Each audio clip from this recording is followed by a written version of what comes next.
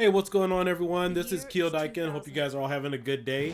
So I wanted to give you guys another video that would be another prelude to my PlayStation 2 tutorial using the Ether emulator for the Pi5. Now, some of this will also apply to the orange Pi5 as well as some of the Pi5 Ps2 emulation on your PC.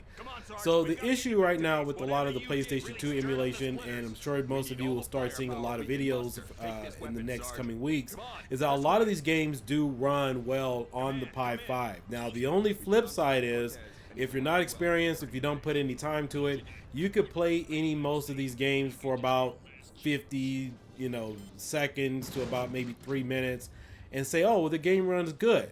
However, most of these games may have a bottleneck in the performance. And what I mean by that is some of these have choke points where at certain points of the game it may freeze up on you. So again, you may have somebody that may want to put out an image, say, oh yeah, everything runs great.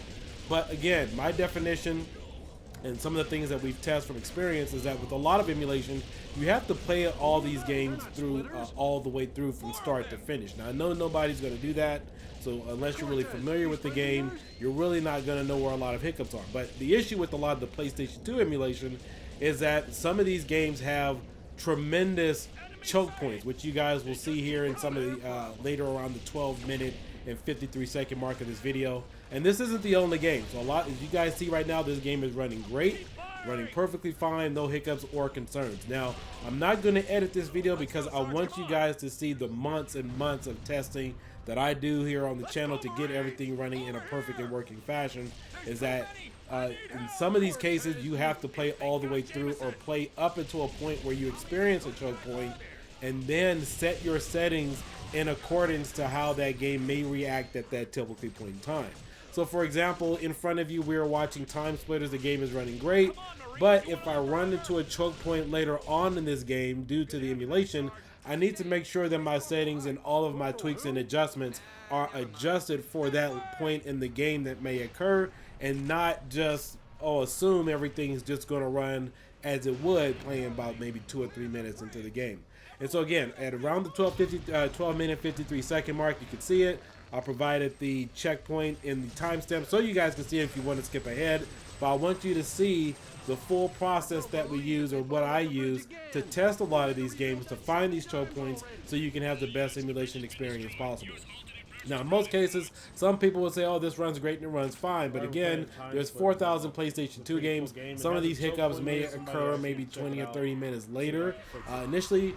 But you have to understand all these settings. In fact, again, I try to make all of my settings adjusted to wherever that choke point is. And so instead of running something maybe at a higher resolution or running something with a particular setting as it runs fine now, I want to make sure it's adjusted to when you run that choke point, you're not having any issues. Now, in this particular game, I still haven't figured out what it is, what's causing this particular issue. In fact, when I get closer to the game, it's the second level, thank God.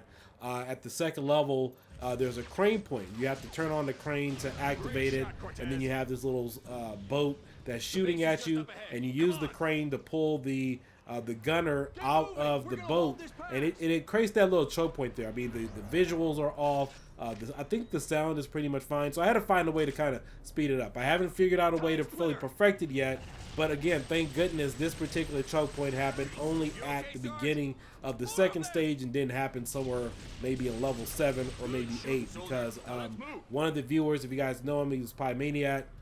He asked me to take a look at it. He ran across this issue, didn't find a workaround for that, and he's also familiar with a lot of PlayStation 2 emulation on these single board computers. He's worked with me on several of these issues, trying to get past these points, and we've really made a lot of tremendous aspect. But enjoy the gameplay. I'll give you guys some additional commentary when we get to the 12-minute and 53-second mark, because I want to create a realistic expectation, because again, there will be certain issues where maybe you play a game, it doesn't run great initially, and then you say, oh, this just doesn't work, it's broken. And we've seen a lot of comments where initially people say PlayStation 2 just can't run on this particular board, but we've had a number of videos up to show you that they were wrong. And this is also another case where a game can possibly run good. I haven't fully put all of my time and effort to it, but I want you to see some of the realistic expectations that you would see as a end user.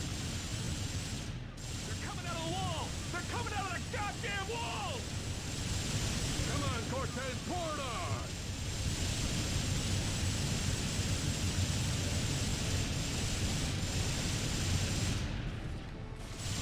More! South entrance!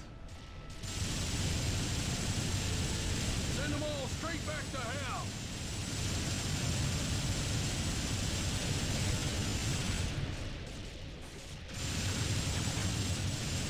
Sarge! Another one! On the cliff!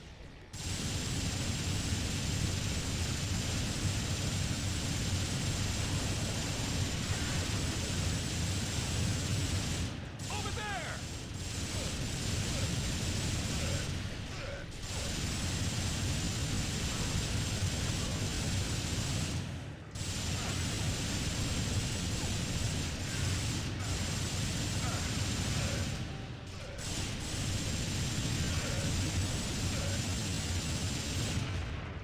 Reinforcements are here! Hold your fire! Cortez, hold your fire! Great work, Cortez! The General's waiting, Sarge! Make a run for the base! We'll try and buy you some time! Let's go, Sarge, come on! They're coming over the Alright, cliffs! performance is looking great. Let's throw some grenades out there. Attack! Hold the line!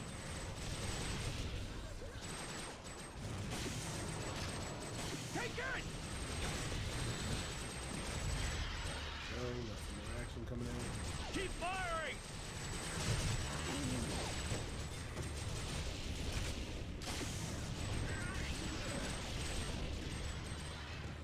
Look out! Hold the line!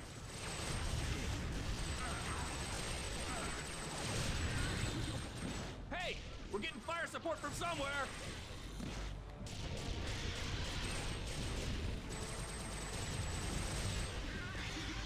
Look out!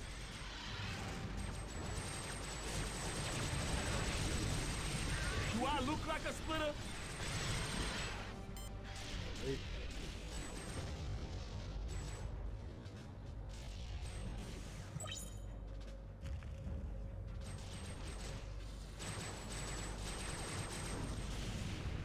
Keep firing! Alright, so here is the choke point coming up. I think it's like a crane or something. I gotta see if I can fix it or adjust it. So right now I think I'm overclocked on the GPU to about 920 there, and then we've adjusted some other settings too, so we'll see if they all fit. I haven't tried this combination yet, so we'll see.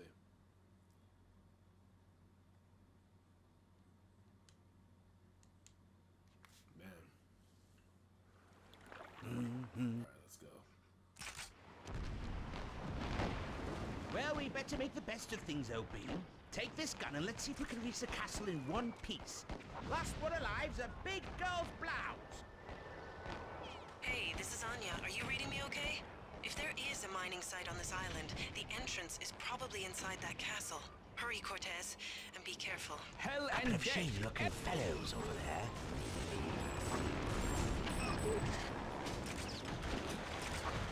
Tesla, come in! Respond! Sounds like they know we're here, OB. You to there. come on! You over there, hold this position.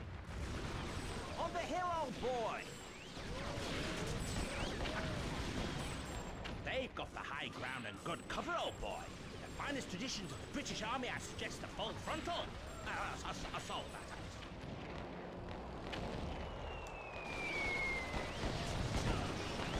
Rats, a machine gun nest.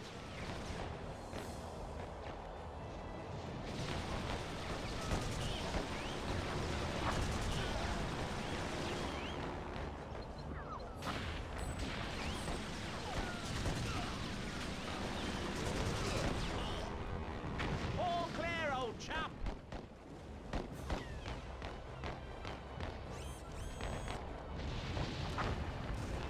Hey, down there! Alright, so here we are at the start of the second level. Kind of cut into it a little bit. Again, this was my first time playing this game. It looks pretty cool. I really still haven't figured out what the premise is for the game, but it looks like you're adjusting going back and forth through some time. But again, this game is kind of going back between 100% to about 80 or so. We're getting a constant 60 FPS. If you look at your bottom right monitor, that's what you're going to look at. And we are using the Vulkan video render interface, and I think I'm running at about I think I'm at 1080p or maybe 680p on the emulator side. Now the purpose of this is I have to go upstairs, unlock some doors, and then also use a crane. But for whatever reason, I don't know why this particular issue, when I go to the crane, it gives me this weird glitch effect where you can't really see it if I'm in Vulkan. Now if I switch over to software mode, it looks perfectly fine, but there's still a lot of slowdown time. But I'm not showing you how to perfect it in this video. I'm not sure if there is a way to fully perfect that. I've tried all 3 video modes, OpenGL software and Vulkan. There's still a lot of slowdown time. It could be an additional setting, but again, just using this to highlight to all of you that PlayStation 2 will test you as far as emulation. It's not directly plug and play. I mean, it can be, but you have to spend some time knowing what you're doing. And if you're any type of image maker or person dealing with emulation on a single board computer, this will test your skills, and it would pretty much annoy you, because I know I was annoyed for the first few months when I started messing around with this. But if you are good at this, if this is something you can master, then this is probably one of the most tedious and time-consuming things you can do.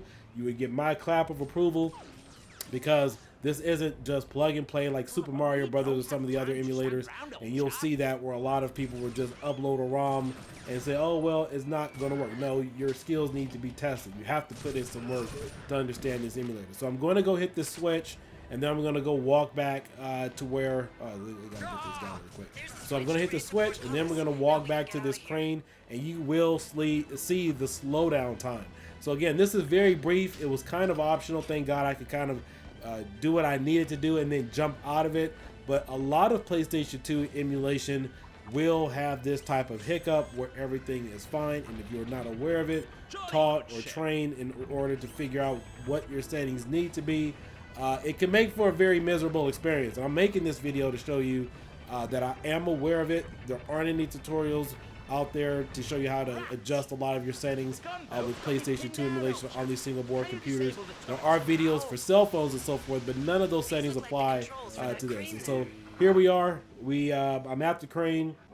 You can see that there's a gun below shooting at me while the water is rising, and it goes into this weird glitch effect. So again, wasn't able to fix that, but imagine playing that game for about the first 10 minutes. You have a very enjoyable experience, and then you run across something as miserable as this.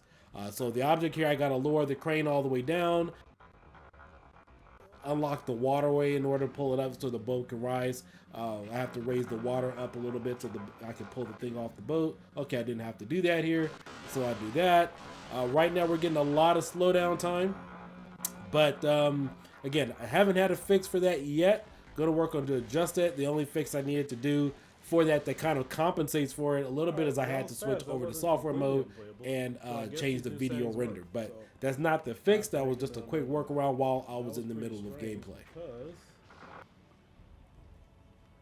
Let's do this. Let's go up to debug.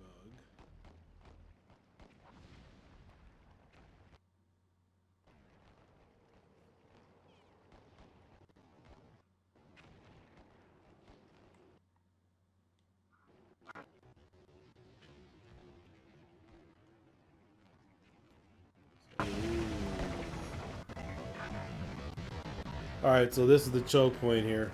So it's still terrible. Oh wait. So it's at 100% now in Vulkan. But when we switch to software,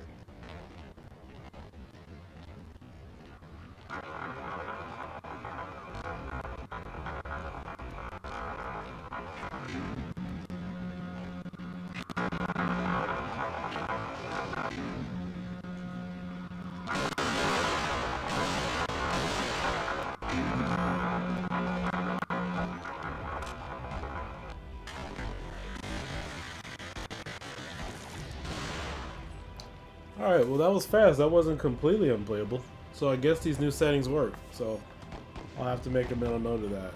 But that was pretty strange because let's do this. Let's go up to.